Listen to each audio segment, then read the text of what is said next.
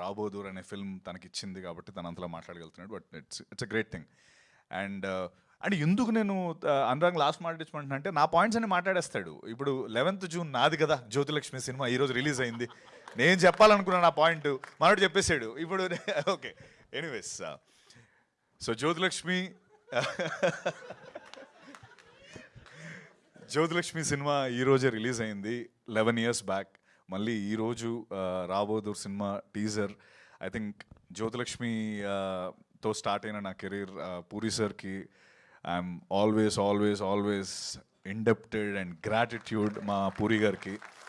And ఆయన వల్లే నేను ఈరోజు మీ అందరి ముందు ఇలా ఉండి రాబోదూర్ అనే సినిమా చేయగలుగుతున్నాను.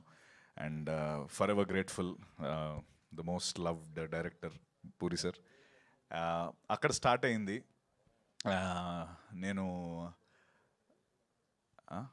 మాట్లాడాలా?